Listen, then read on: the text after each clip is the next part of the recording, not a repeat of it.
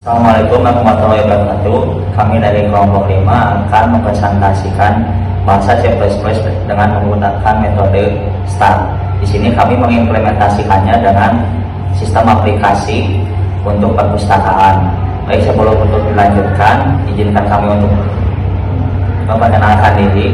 Dimulai dari saya, nama saya Sofyan Anugrah dengan NIM 23110518. Dengan saya Muhammad Fidan Nurmawan dengan NIM 23110055. Dengan saya Zabita Ina Syahwa dengan NIM 23110492. Dengan saya Intan Nur Aditya dengan NIM 23110059. Dengan saya Sipa Rahmawati dengan NIM 23110044. Baik, di sini judulnya adalah sistem manajemen perpustakaan menggunakan STAR.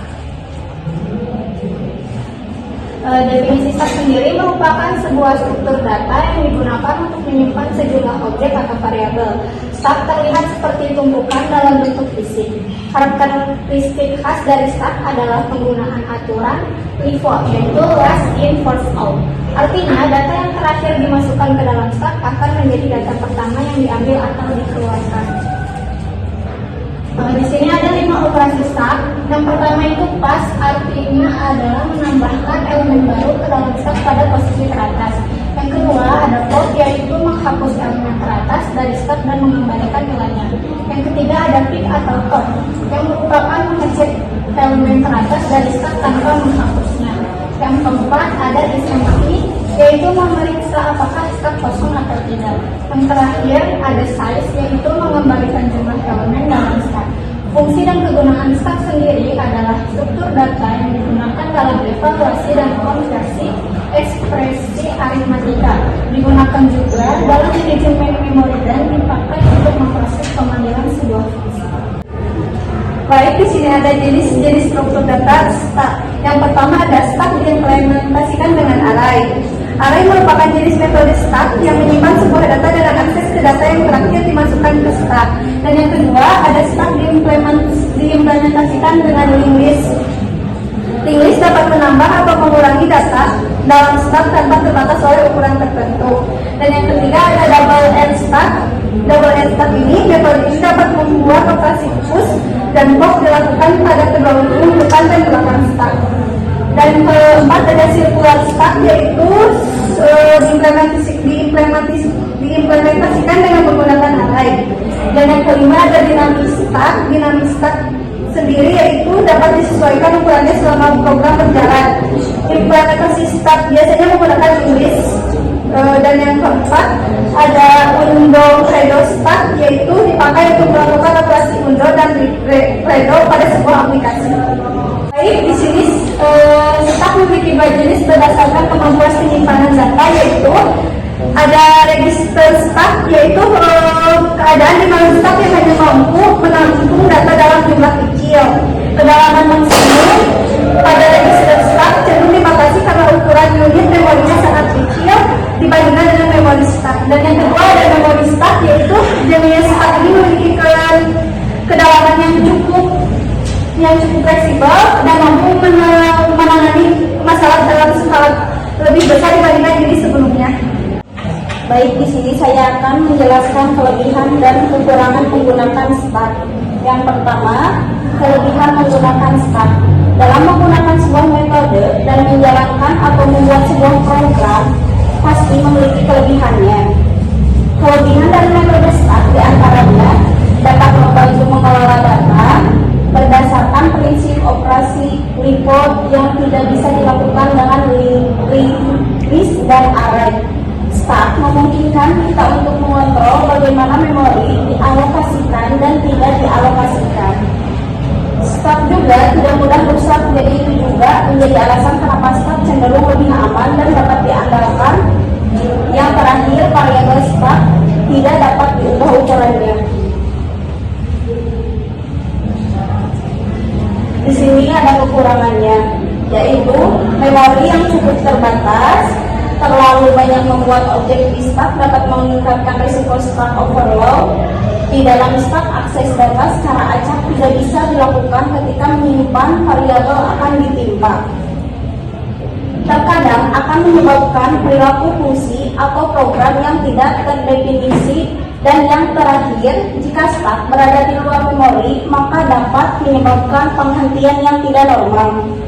Baik, di sini ada include iStream yang berarti library untuk input dan output, misalnya code dan chain. Di sini juga ada include stub yang berarti library untuk menggunakan struktur data stub, dan juga di sini ada include string, yaitu library untuk menggunakan tipe data string. Di sini juga ada using namespace yang agar tidak perlu menuliskan std sebelum penggunaan standar library.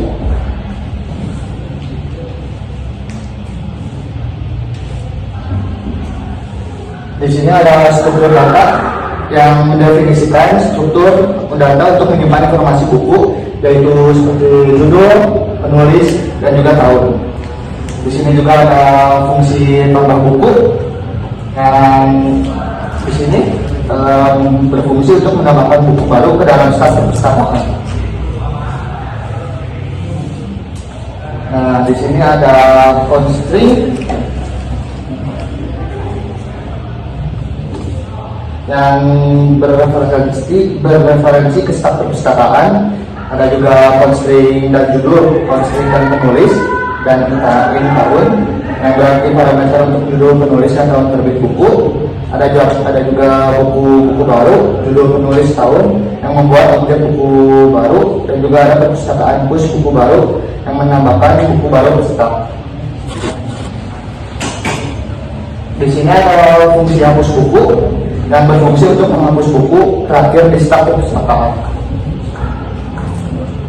Di sini ada if perpustakaan ganti yang berfungsi untuk memeriksa apakah staf tidak kosong, dan juga di sini ada buku-buku terakhir yang mengambil buku terakhir di staf, dan juga ada perpustakaan pop yang menghapus buku terakhir di staf, dan juga ada code yang menampilkan pesan bahwa buku berhasil dihapus atau jika tidak ada buku yang bisa dihapus.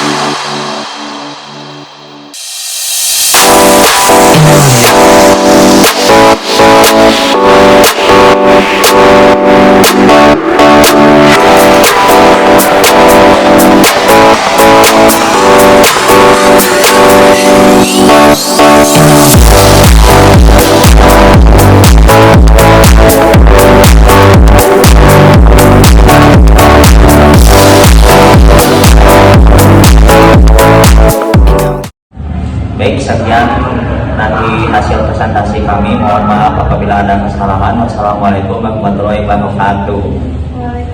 Waalaikumsalam.